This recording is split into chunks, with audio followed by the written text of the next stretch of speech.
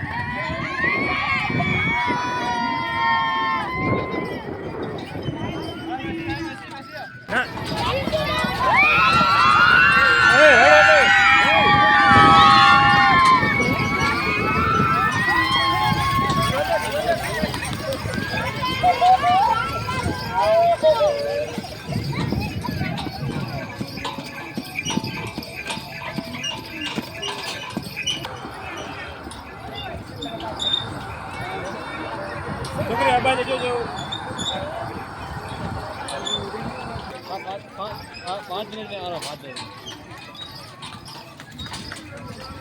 हाँ लेकिन आपकी बात सही, लेकिन वो इसको